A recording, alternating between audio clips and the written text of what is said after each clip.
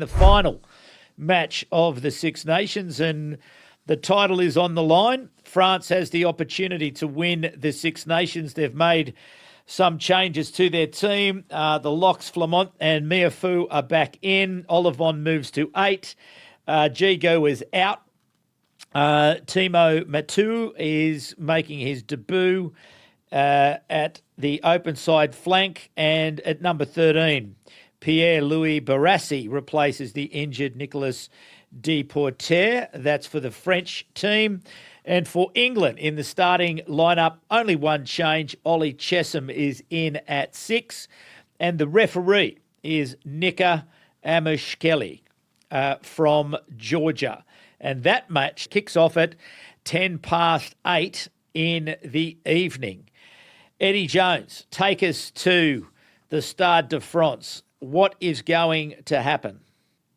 I thought England had, as I said, had superiority in that game against Italy. But what let them down badly was their emotional control.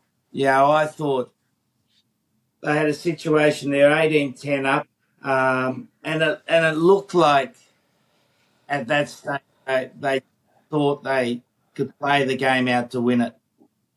Players were going down injured. Jamie George went down a couple of times. The shoulders a bit sore to slow the game down. And then they get the Italian sin bin, and they would have thought, right, maybe they thought, right, we've got this game. And then they go back, Underhill goes off, then they get under a bit of pressure and they give away, some silly penalties. Maro tries to chase the game by himself, which I think is reflective of where the team's at. Maro, I think, when he first came into national rugby, was one of those players that competed everything, but tended to give away some silly penalties. In the middle part of his career, he's got out of that and become a very consistent, top-class player. And I think in the end of the game, he thought he had to do it because he didn't feel like the team was supporting him. And this is just a feeling. And so it became a poor end for England because of that. France at home, getting pumped by Scotland last week, they'll be ferocious. And I reckon they'll just play down the middle. Just go down the middle. And then Dupont wouldn't be pleased with his game last week. He'll be looking to pick up his wingers with kicks. So they'll be pretty straightforward, but it'll be ferocious. Yeah. So take us to a week in the England camp that they've just had where, the media really goes to work and they put sufficient pressure on the RFU that the RFU feels that there's a need to release a public statement, which only adds more pressure to the team. Eddie Jones, you have been there. You have lived it. How does Steve Borthwick, or how do you believe Steve Borthwick would have managed what would have been a very uncomfortable week? Well, shit, mate, I try not to remember it. I don't want to remember it. Look, you just feel like you got the whole four walls are coming on you. You go back to your room, the walls are coming in. You go outside, the sky's on top of you. There's conversations going on everywhere. There's agents, there's managers, there's media, all looking for something. And you just got to try to keep your focus. Again, your senior players are really important to gather them together, get them all on the same page. What are the key issues we're going to look at? Try to work them out. Selection is stuck with basically the same team to give them some consistency, players to turn it around. So I think that's a good sign that it's back to players to turn it around. But they just got to, and sometimes this is where England's at their best. When they're under the pump, they've got to come together. There's a reason for them to come together. But sitting in those meetings with the senior players, again, you have been there, you have been part of these conversations. When, as you say, Murray got to the point where he felt like he was chasing the game and we saw the England drift that we've spoken about before, when you're having that meeting, whether it's the next day or it's the Monday when you're back at Penny Hill Park, what gets said? What gets discussed in those senior leadership discussions?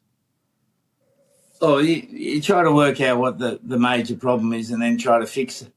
The situation with Maro is more individual. You address that with him individually. He knows he's done the wrong thing. So, you'd have the conversation with him and put it to bed. More about worrying about what's going to happen next. Like, you can't control, all those things are gone now.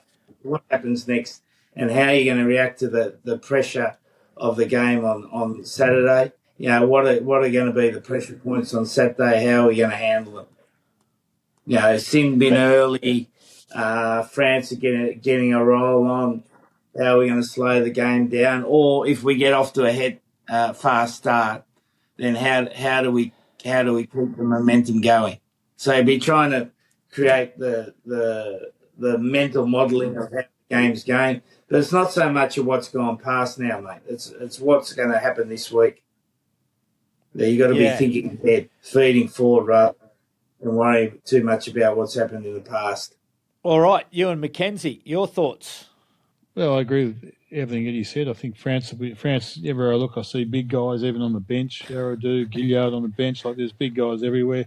They'll be very tuned up and very bit more direct up front. And they'll obviously then Dupont, who was pretty quiet last week, he'll be looking to be running the show, and they'll want the crowd on board. England, I look at the England selection. 6-2 bench. Chesham's on there in the back row, which he's done that for the Lions, and then you've got three back rowers, three sort of on ball, and you've got the glamorous Pollock, and then you've got Underhill and Cunningham South coming on in the second half. So I think England's anticipating they're going to have to weather the storm, and then hopefully they're going to have a bright finish, be able to up-tempo the game a bit and maybe get there with a bit of flair to finish the game, with Marcus Smith, etc., coming into the game. So I'm like Eddie. I tipped England to win the tournament. They've certainly come up short, but I still think they've got good performances in them, and this could be it. They could actually make a statement and say, well, we actually are a good team. You haven't seen the best of us the last few weeks, but this is this is where we're up to. And I kind of hope that's what's going to happen. That'd be great for rugby. But France at home, difficult to tip against. And even though they've got a guy on debut and they've shuffled the deck a little bit, I still think they'll be hard to beat at home. So it'll be physical. It'll be all the things you expect. It's just down to moments of brilliance. I just hope England show where they're really up to, not what we've seen the last three games.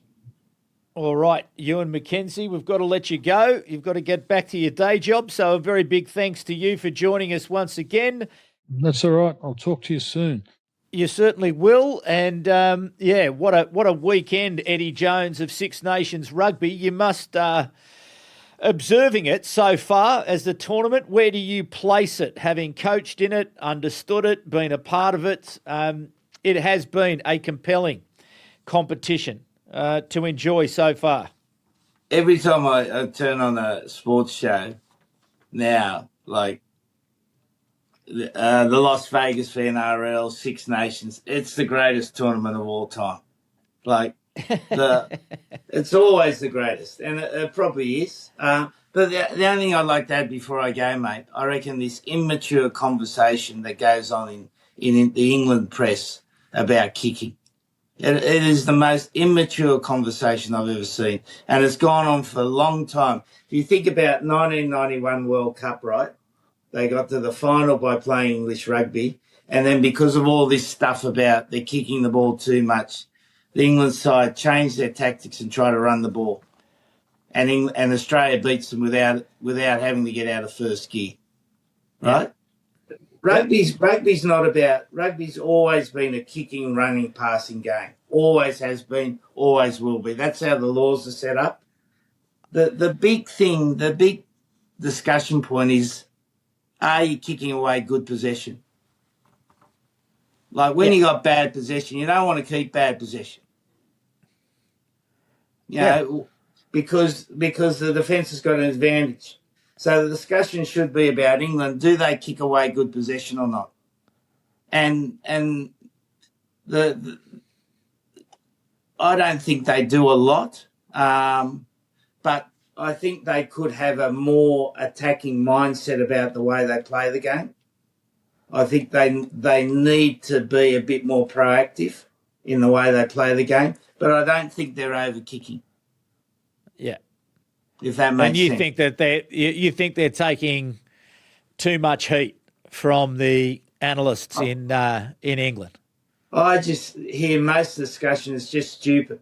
It's ill-informed, it's stupid and immature, and it is truly tabloid coverage. And Steve has to wear it, and I think he's wearing it pretty well.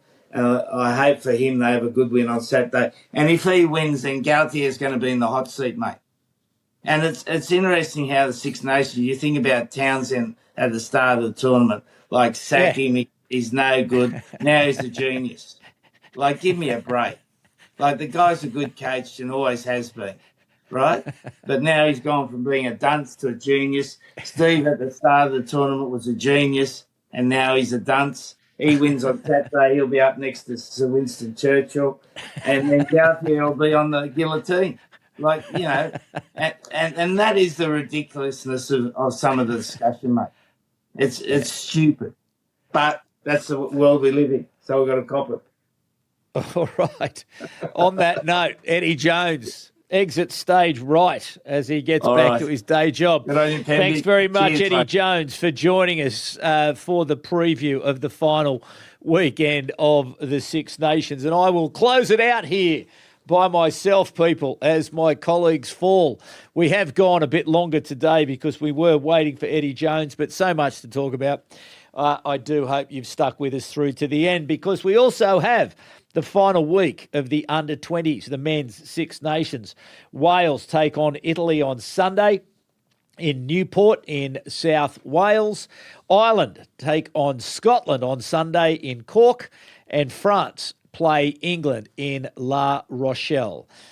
So great matches to be enjoyed there in Wales and Ireland and France. So, final weekend, the big weekend in Madrid for the Rugby Europe Championship. And I do hope everyone who is heading to Madrid is looking forward to what will be just a stunning weekend of rugby. Germany takes on Netherlands in the 7th place final. Switzerland against Belgium in the 5th place final. Romania takes on Spain in the 3rd place final. And Georgia and Portugal, the championship final, will take place on Sunday night. So certainly a great weekend for rugby and the Rugby Europe Championship. There's lots of coverage online. You can watch the games and just enjoy, the continued improvement of the standard of rugby that we're seeing in that second tier in Europe, and exciting as we develop towards 2027.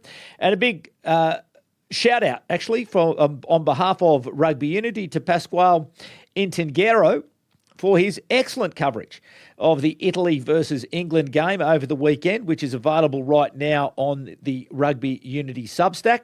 So Pasquale, he's also heading across to Madrid for the weekend. So please say hello to Pasquale and enjoy what's coming up. Now, we also know what's coming up as the Women's Six Nations Championship. It starts on the 11th of April, runs through until the 17th of May, and that is something that we will certainly be looking forward to. And the Women's Rugby Europe Trophy, the 25-26 season, will have its 3rd and final match on the 4th of April. There are only 3 teams competing: Germany, Sweden and Finland. And the Men's Rugby Europe Trophy will continue on the 4th of April to the 18th of April with 4 matches to go. Czechia currently leading, Lithuania on the bottom of the log. Now, we didn't get a chance to get to the third voice questions, but Daniel Sandra, g'day Daniel, Martin Tyler, a South African in the UK, Fiacra through the survey has a question here, and Craven Muirhead. We will be coming to your questions and your comments when next we meet on Rugby Unity. And as I mentioned, an interview with Alan Gilpin, the CEO of World Rugby, is well worth listening to. And we also have other interviews with Herbert Mensah, the head of Rugby Africa. So looking forward to bringing that to you as well. So another big program. Sorry, we've gone a little bit longer today, but that's the way it works out sometimes. But very grateful for your ongoing support across our platform, be it on YouTube or any of the podcasting apps, or indeed on social media. And thank you for your comments, for your questions, for your participation in the Rugby Unity community. We are very grateful for that. And jump across to Substack to pick up all the latest information also from Rugby Unity. And a reminder that the Big Three, our new Rugby Digest, will be coming to you post the Six Nations. We're just running it through its final paces to make sure that it is reliable as a provider, and we're certainly looking forward to bringing that to you. So, yes, a big thanks. A rating or a review, if you would be able to do that, if you find it on your podcasting app. Doesn't take long, but it does help us to be found, and we would be grateful if you had the time to do that. But a big program today, an enormous weekend, Super Saturday and the Six Nations coming up. We are all looking forward to that. But please, people, until we meet again next week, be kind to each other. My name is David Pembroke, and it's bye for now.